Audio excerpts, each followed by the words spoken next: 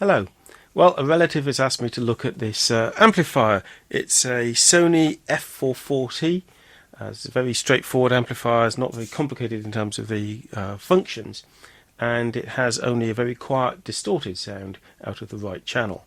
So let's a quick look at the machine. So we shouldn't be looking at too much complexity in terms of signals processing or anything like that. Let's just quickly check with an oscilloscope that we do indeed have the fault that we seem to have. I have one thing already found out, is that the sound is distorted through headphones, and the owner said it was distorted through speakers. But let's just also have a look at that with an oscilloscope, just to confirm that we're seeing exactly the same problem on the speaker terminals. Hopefully you can see my oscilloscope. I'm going to switch the amplifier on and confirm that we have something appropriate on the left channel. So looking here at the left channel, okay, left channel, and looking at the oscilloscope, I hope you can see the oscilloscope when I'm on the left channel. There we go, that's good. That's with the red terminal. Look at the black terminal. If it's push-pull, we'll get a signal there. We're not seeing anything there, so maybe it's not push-pull, it's just not the way it's designed. That's fine. Now looking at the the right channel, which is our problem one, and on the oscilloscope we have a tiny bit of a distorted, you can just about see something, you can just about see something there. So it's distorted, and very little of it, very low amplitude, very distorted. And just going back to the left channel, which is our good channel, and we have nice clear sine wave there. Okay, so let's take the amplifier apart and see what's going on. I'm immediately seeing something very odd. This machine has some history. Let's have a close look at this circuit board. So what's going on here? The tracks have been cut or damaged here, and that's been patched out. These cut tracks go over here and appear out here, where it looks like there was an option for having volume control mounted at the front, whereas this volume control is connected through to a panel at the back, which I think you just about see on a very long rod there. So maybe these lands here offer a different model, but it's still extremely suspicious that these tracks have been cut. Looks like it's not anything to do with the actual fault we're looking at. I need to look at the input to the amplifier stage after the volume control, which is on transistors 500 for the right channel, which is the affected one, and transistor 600, I think, for the left channel. That's not quite right. Let's find the location of those transistors. Looking at the circuit, the input to the volume from the volume controls appears capacitors C500 and 600 for the two different channels, and we're going to stick an oscilloscope on the negative side of C500 and 600 and see if we can see a signal. The trouble being that you need to be able to see the oscilloscope, so we'll have to try to make that happen.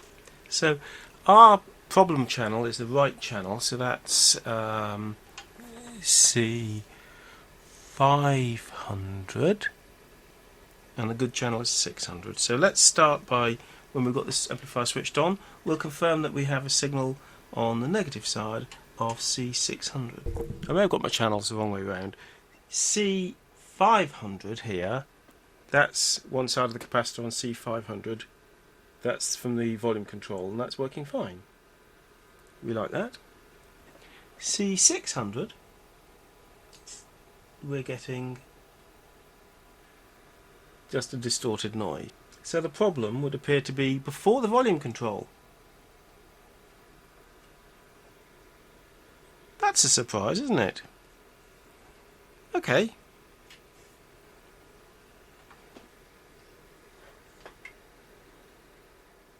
Let's have a look at the schematic. There doesn't appear to be very much before the volume control, apart from the preamp. let's have a look at the input to the volume control itself. Fortunately, that's on this metal thing at the back. The volume control is mounted on this PCB here, but I can't get to the bottom side of this board because the main panel is right there. So I really want to do some measurements in here. Very awkward to get to. Input selected on this side, and it operates one of these sort of wire things over to this physical switch, which is a slide switch mounted on a PCB at the back. Oh dear. Access is just not good, is it? NQ601 should be 4.7 microfarad.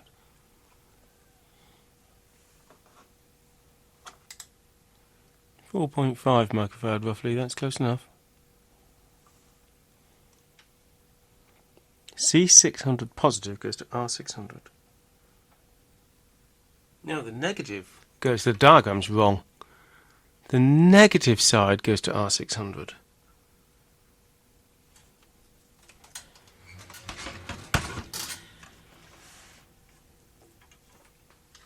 C600 negative side goes to R600. Oh, that's really helpful. The diagram's wrong. Right, I've found where to pick up the signals from on a connector on the top of the board that's got the volume control. Right, let's just look at those with the oscilloscope. There's our problem channel on the oscilloscope. And there's our non-problem channel. Okay. So that's up here on, if you can see it, this board here, and the volume control is mounted on that board. So we can, it looks like we can pretty much eliminate the lower board at the moment. The problem is at the volume control or thereabouts. Let's see if we can tie it down a bit more. Switch everything off. I wish I could get access under here to the volume control. Our signal to the problem channel is here, and the non-problem channel is here. So this is right where our fault is, and this is left, which is not a fault. Armed with that, let's see if we can get to those signals, get to those traces here underneath the volume control metalwork. So our problem channel is there. Let's see if we can find it on the volume control.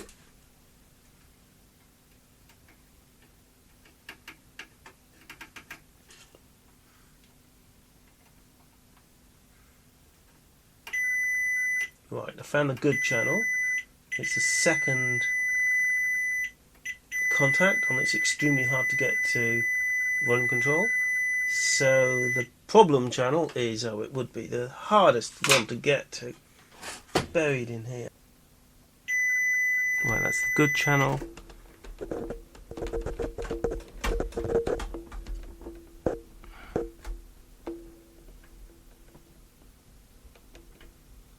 And now the problem channel.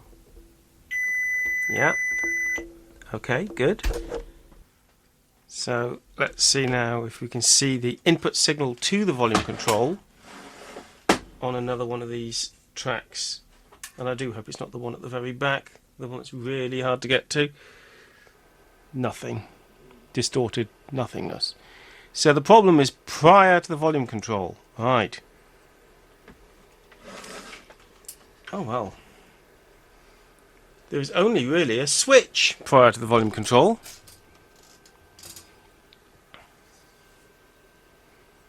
But that's extremely hard to get to. Because this input switch, let's power it down again.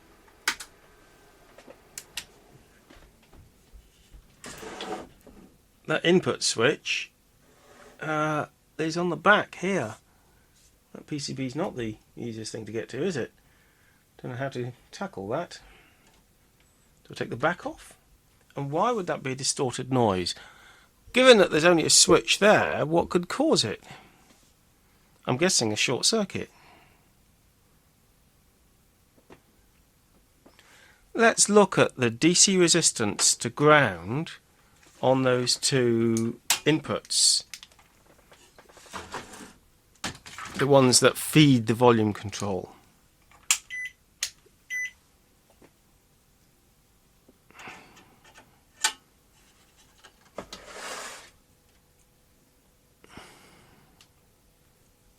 Which is the second terminal along here.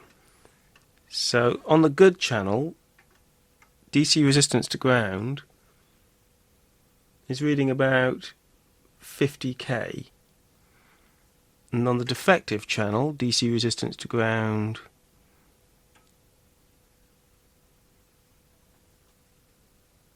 is higher?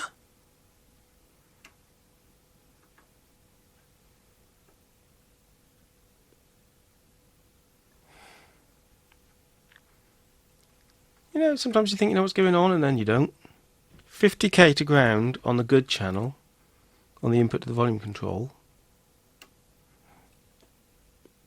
And we're reading about 113k to ground on the problem channel.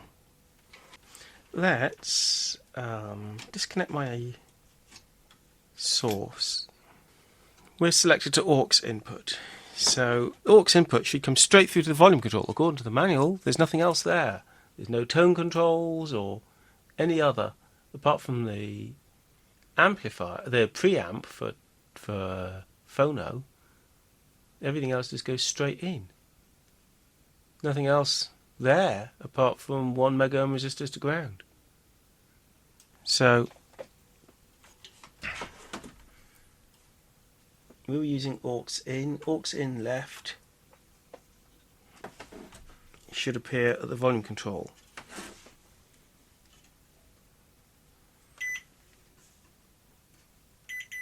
Good. And if I change different input, it goes. Good. That's right. The problem channel.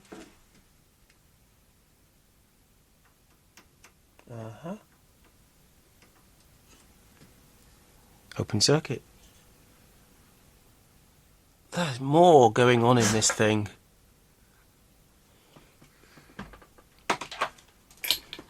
You know, we mentioned there's 1 mega ohm resistors on the inputs.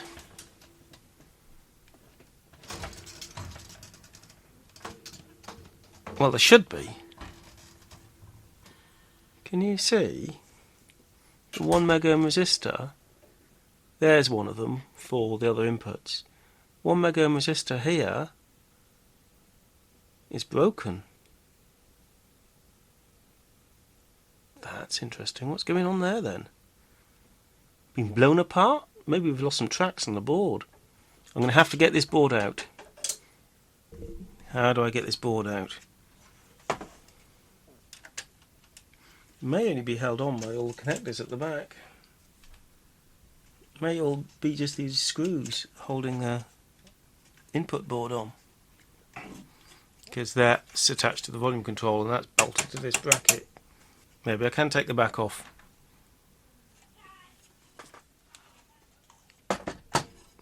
The good thing is, I think we should be able to fix the problem just by looking at DC conditions. Now we know we've got no input from here through the switch. Okay, so this is the board that's got the input selector switch. It's this one. This is the record selector switch. This is the input one here. Now, there's a broken resistor here, which is very suspicious. But I want to get this board off and do some DC tests. I think I need to separate. Oopsie-daisy. I need to separate this board from the volume control board, and I think it just plugs in, but have to be careful in case it's not a plug connector. Let's have a look. It looks like this part here plugs in, but it doesn't seem to be any easy way to release it. The service manual doesn't help one little bit in terms of how to separate these two.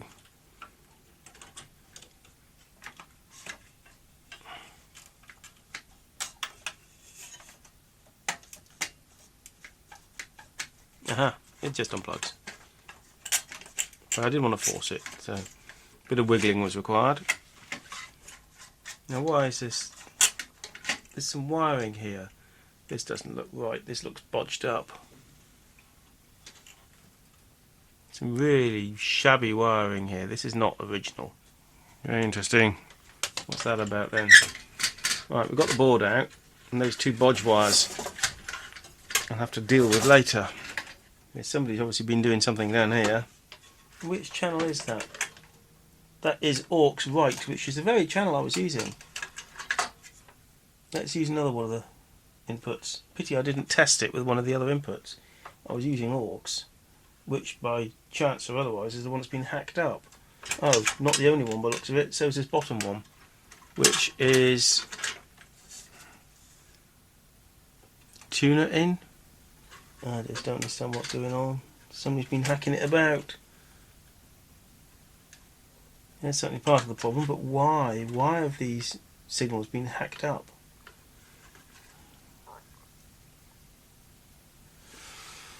Let me show you the board. Cut the link from the socket to the board for the right channels of aux in and CD in, and then patch them through to the bottom of the board here.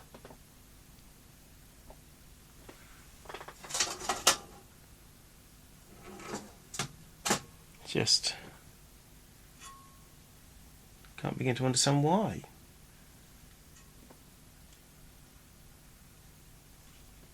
If I connect them back up again properly, what are the consequences going to be? Well, we're going to have to try and find out, aren't we? Okay, I've cleared up the worst of the damage on the PCB. I've reconnected the sockets to the PCB there and replaced the missing resistor. Well, it was smashed in half. That's all that was there. So having done that, I can now meter out whether the inputs arrive correctly at these pins ready to go into the volume control. So looking here at aux right, that feeds through to the right input here when that front panel set to play aux, and left appears there. And flick this switch one way round. I think the next one is next input down, which I think is CD.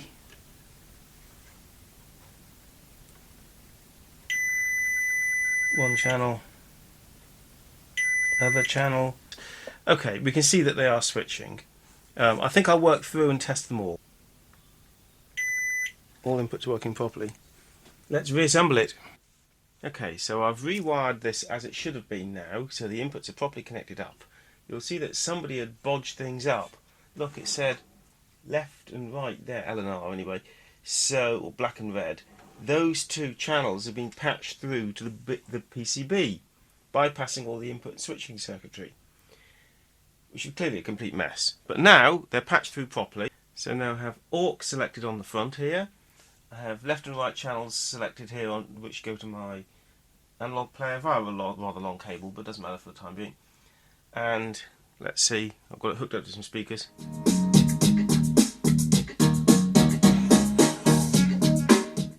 Which leaves you wondering, what was the original reason that somebody patched these out? Hacked this up. Clearly they couldn't get this board out, so they hacked it up by cutting the connectors here and patching through to the bottom board. Why did they do that? Well, everything sounds fine, yes? Let's pause my music. Oh, that's not right, is it? Eliminate my long cables. Let's unplug this. Still there. Try different inputs. Ooh, didn't like that. That's the phono input, and that's going on its phono amplifier, so that's not doing the noise.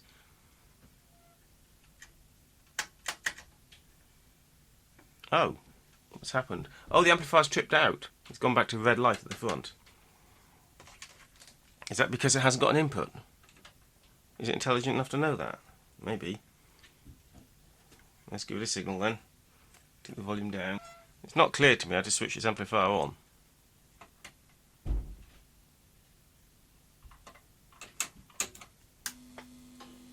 Right, it's buzzing away. Select that input. What was it? That one. So that's working. And when I switched it to phono, did it switch off? No, even more hum. Okay, well that's not that unexpected because there's no input.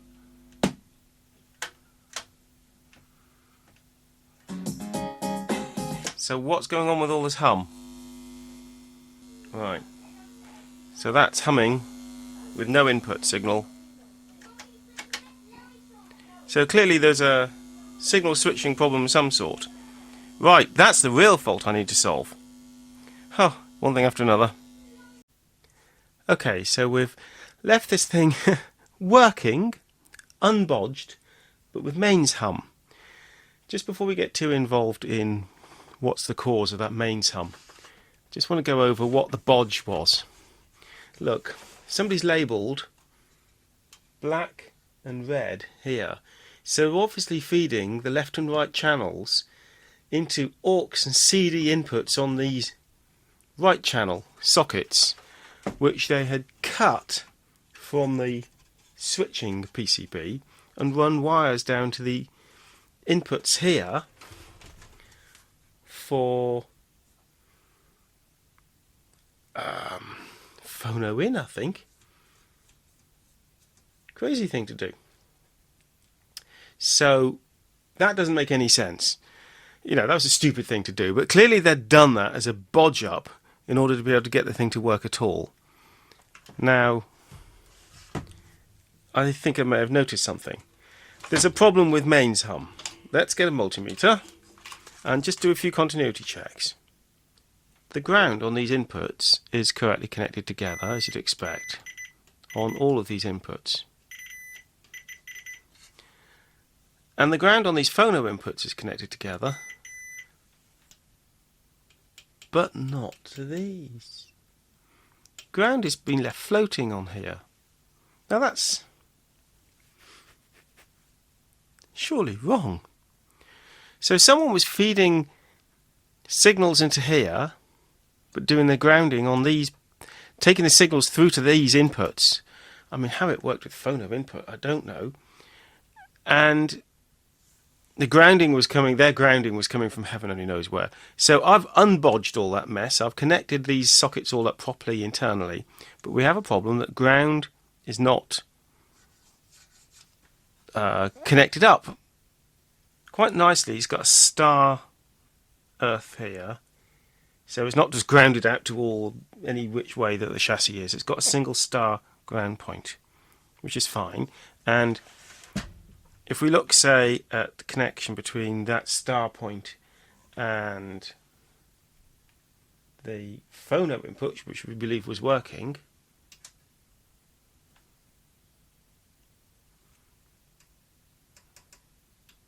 no.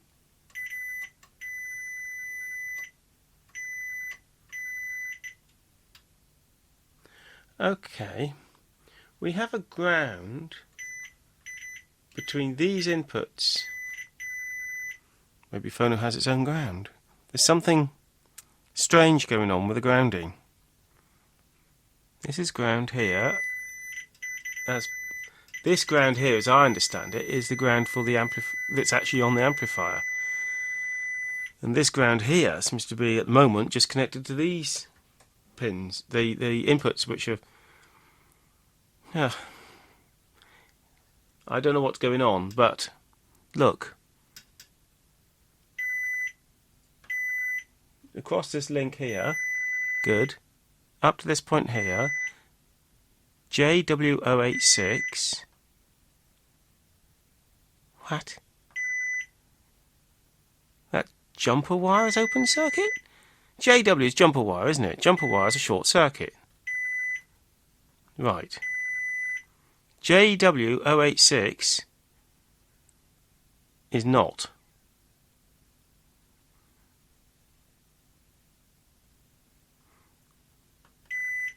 all jumper wires are jumper wires. They're short circuit. Oh, they're not populated. Is it populated? Well, you can see the pins. Yes, it's populated. With a jumper that isn't a jumper? What gives?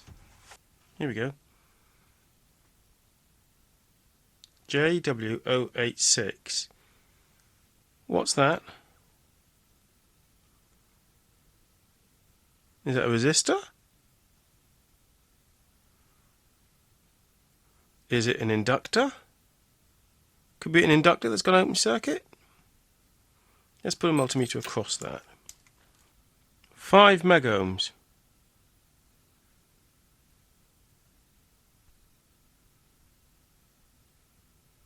What do you think? Is there any way that should be a 5 megohm resistor? I can't quite read the colour coding from here, but it doesn't look right. Has there been a manufacturing error? And that component's been installed incorrectly? Well, what should have been a wire link is a whatever that component is. Or should it be an inductor and it's gone open circuit? I think I'll take it out. I've just spotted something else that might tell us a little bit more about the bodgery that went on in here.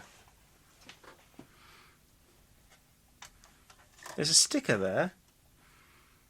It says 110 degrees CRT. Which, of course, was a type of TV tube. What does that tell us about the person who made all these bodges in here and cut all these tracks and what have you? Well, maybe he was in the TV and video repair business, but judging by what he's done in here, he shouldn't have been. I say he. Okay, let's try to remove JW086 from this board here and see if we can identify what type of component it's supposed to be. It looks to me like an inductor or a capacitor. I'm missing my desolder pump again, which broke down and I'm awaiting a replacement element. Well, it seems to be thick brown, thick black, thick orange, thick black, thin brown. I may not want to read too much into the thickness of the lines. That's quite ambiguous. We could try to measure the capacitance of it, see if it has some capacitance. 10 nanofarad capacitor. Well done to anybody who managed to work that out from the colour codes. Why is there a 10 nanofarad capacitor in a location that's marked link? Right. I can replace that 10 nanofarad capacitor with a wire link. But it does make you think, doesn't it? What's going on? Is it a manufacturing error?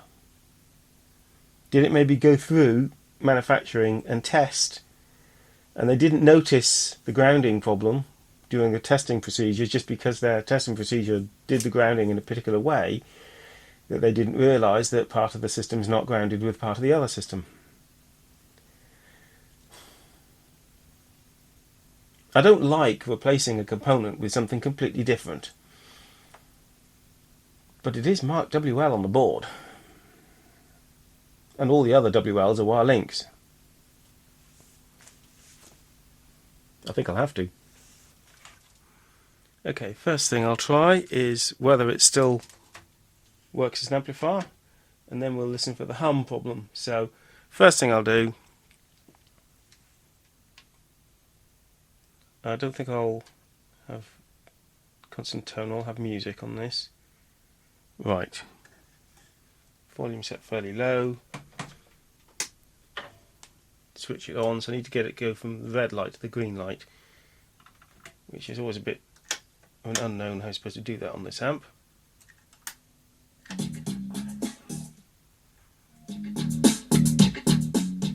Right, no, hum's still there. I thought we might have cracked that.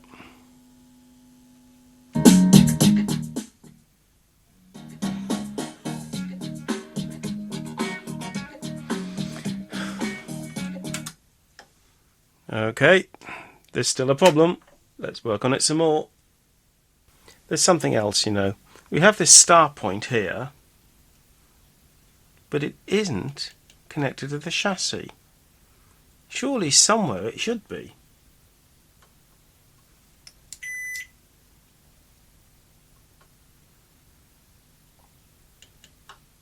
Wouldn't you think? There's the option for a link in here which is not populated, which would directly ground that star point to the chassis. But it's not populated and there's no line on the PCB, so it's obviously not there. So that's not a defect. Let's do a little test, and not even on the board here. We're going to just run the amplifier, confirm it's working, and then connect, as anybody could, the metal chassis of this via the screw to the earth connection, the ground connection on the inputs. And this could happen in normal operation. I mean, this is a metal thing and it could have metal equipment sat on it. So we're not breaking any rules in doing that. It shouldn't be a dangerous thing to do, should it? Connect these two.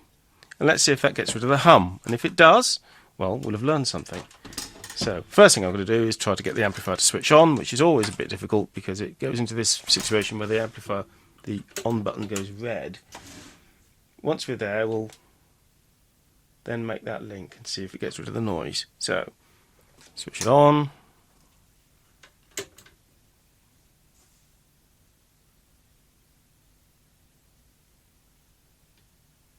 Play our music.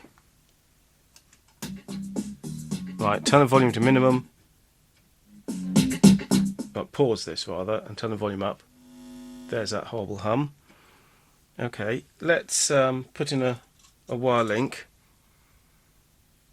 between these 2 points here.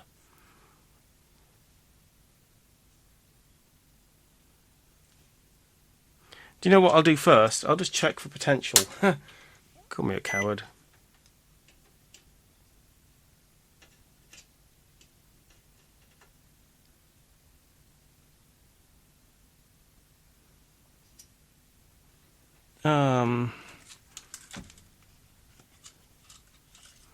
I'll look for AC voltage, I think.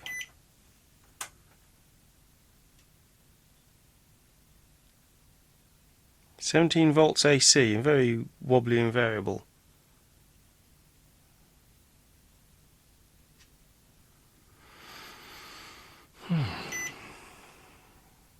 DC,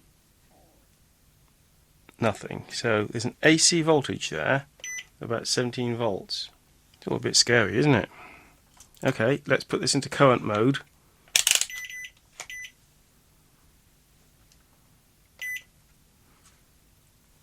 I don't know if you can see the meter. Can you see the meter? Yes. So I've set it to a number of milliamps. No current to speak of now. Okay.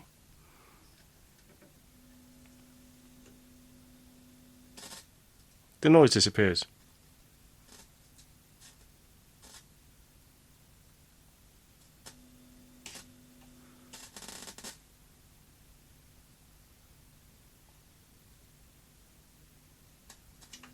Right. So the fact that the frame is floating is the cause of the hum. But to get rid of all of the hum, we need to earth it in the correct place. Oh well, we're getting somewhere. I don't think the serviceman is going to help us very much, unfortunately. Do I put a link in there? It would just say, you know, why isn't there one already?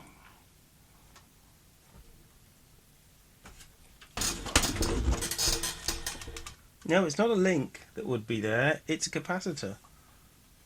C950, I think, that has not been populated. Surely these two should be connected. Surely the metalwork should be connected to the input sockets.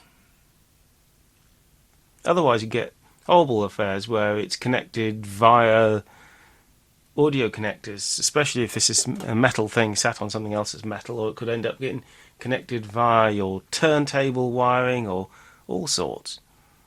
This point here is connected to the, well, it is of course connected to the frame, which is a point on here on the PCB.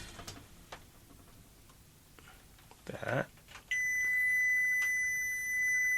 And this is that non-existent capacitor point here. The other side of that is connected to the star earth, which goes to these inputs.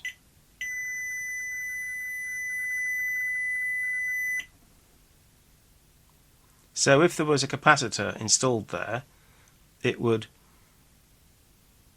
get rid of the hum, I believe, although we don't know what value it should be. Let's see if the manual will help us. Right, so you can hear this terrible mains hum. Let's just not put a short circuit on that connection. Let's fit a capacitor. We've got a 0.27 microfarad capacitor here between the chassis and the inputs.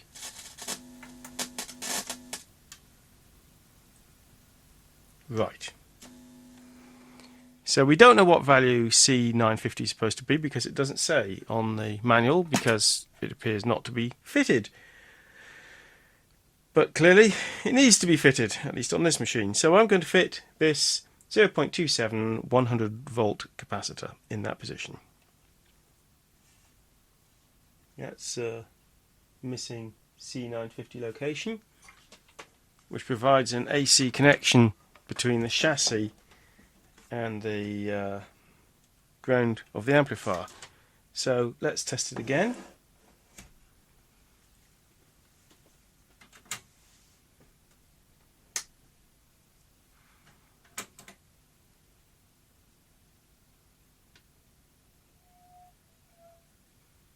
Wait for the switch on.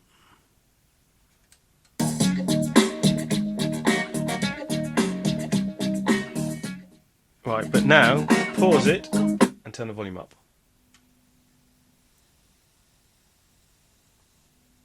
A little bit of hum at about the mid-range volume, and then it disappears at the top.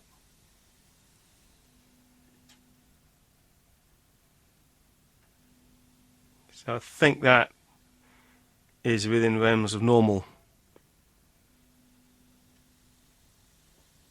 especially considering we haven't got all the cabinet work on at the moment.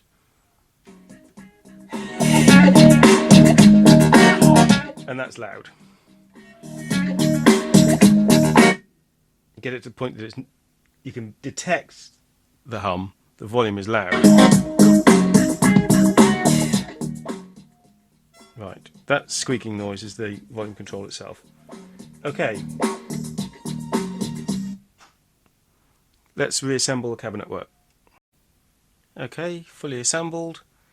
I will add a note to the back saying that I've installed a capacitor in that C950 location. Right, let's switch it on.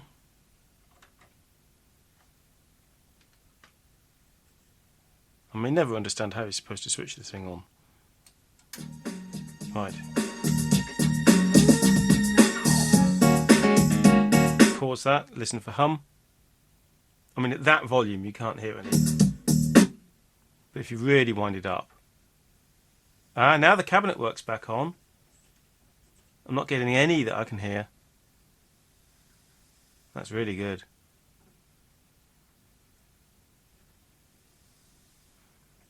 That's really good.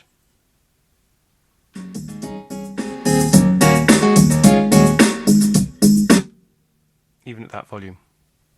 That's fixed. That's perfect. We like that. What I will do is a couple of things. I want to test the headphones work properly.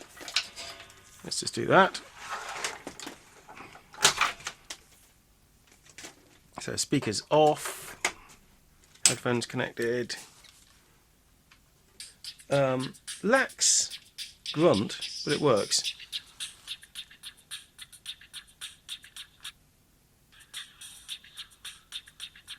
Sounds a bit thin.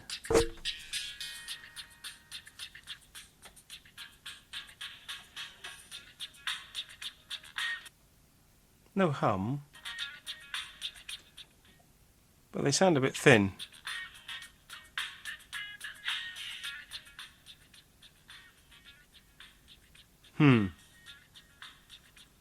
Hard to know if that's intentional or not. Speakers.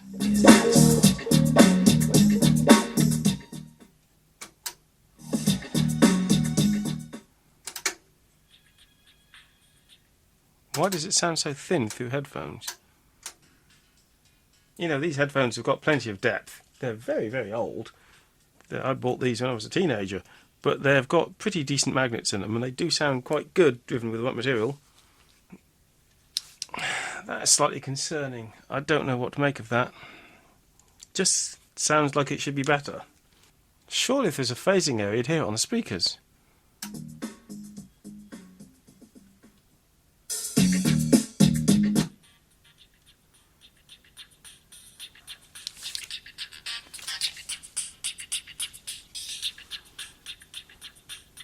Yes.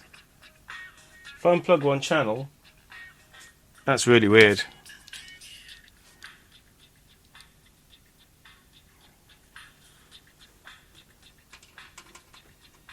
It sounds really thin when both channels are plugged in.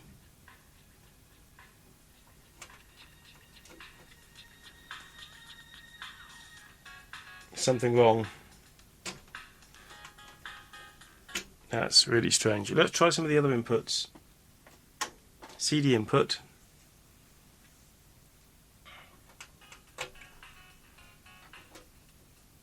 Goes all thin when both are plugged in.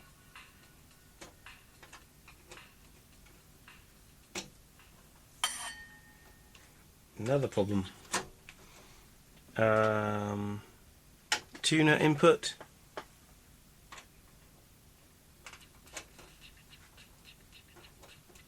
Yeah, they're all working fine, apart from the fact that, oh dear,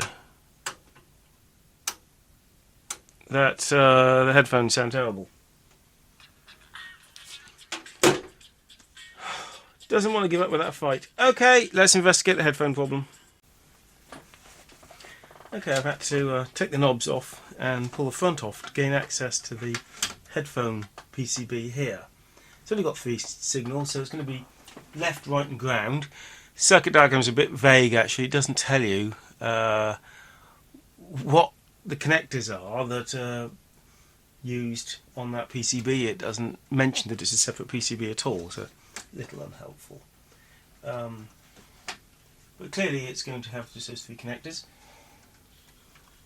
Let's see if we can unplug the... Here we go. So this is the feed to the headphones. And I'll just check that those 3 wires meter through.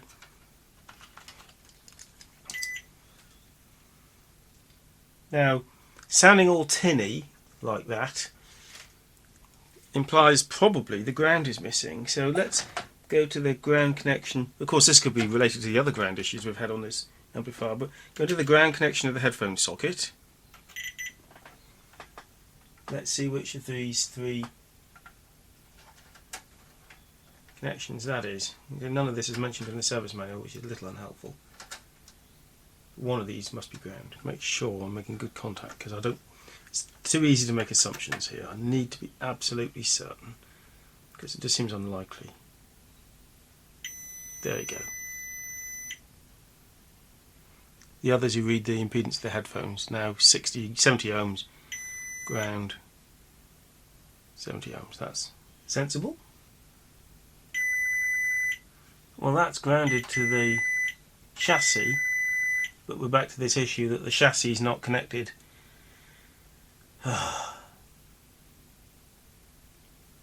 So maybe that capacitor I fitted actually does need to be a link. There's something fishy going on here, isn't there? There's a ground connection missing somewhere. So, with that just going to the chassis ground, we're not getting a ground to the headphones, so that's why it sounds tinny and awful. It should be connected to the speaker ground here, and it's not. That'll be the star point ground. Yes. back to that old problem. Do I replace my new capacitor with a dead short? I think I'm going to have to, aren't I?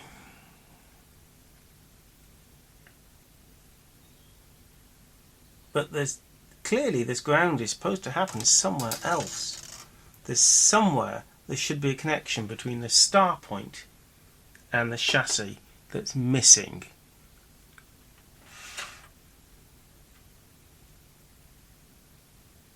But it could be almost anywhere.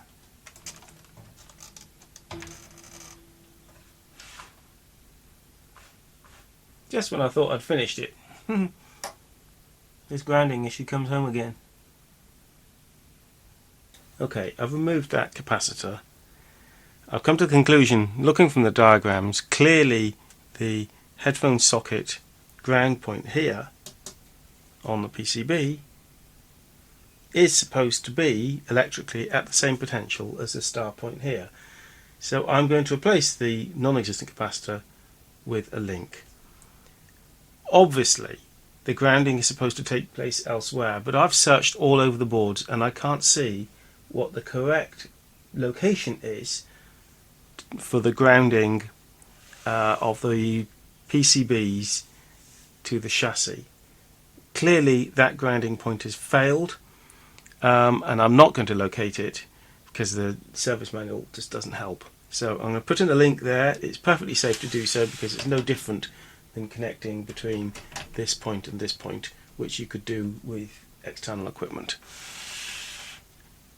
It's just a matter of, is this the nicest place electrically to make that connection? And I think it is, because it's straight from the star point to the chassis here. So we'll put in a link there and then it should all work. Actually, rather than fit a wire link across where the capacitor should have been, I installed a nice decent piece of wire there. You can see between the star earth point on one side and the point at which the PCB is electrically mounted to the chassis there. So that's a decent fix. Now of course we'll never know where the earthing of the main board to the chassis was supposed to have been on this amplifier. It might be there was supposed to be a link in there somewhere, but we just don't know. But I am satisfied it's a good, proper and safe repair, because that now does match what is on the schematics. I'll just show you the front now because I haven't featured the front much. So we've got the input selector here set to aux, but I have tested most of the inputs. I'm sure they all work. We'll power up our isolated supply, switch this on, switch that on, and put in some music.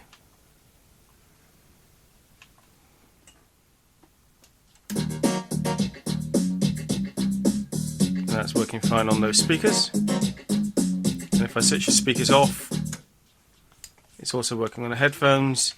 And of course I can't really demonstrate it to you, but rich and powerful bass on that as well. So the earthing is now correctly working on the headphones as well. Good. And one final check about the hum. That's quite loud. No hum. The only sound you can hear actually is a computer whirring in the background. So that's fully fixed. So I hope you've enjoyed following me working through this amplifier. It's been an unusual repair in that it was hacked about with and there was an underlying fault, and we never quite got down to why the underlying fault was there, but at least we resolved it properly and safely, and the unit works perfectly now. So I'll now give this back to my father-in-law, whom she'll be very pleased to have it now. It does apparently have a history. It had come from elsewhere, so we don't know what had happened prior to him getting it. Anyhow, please remember to like, share and especially subscribe, and I'll do more content on audio and video technology in the near future. Bye for now.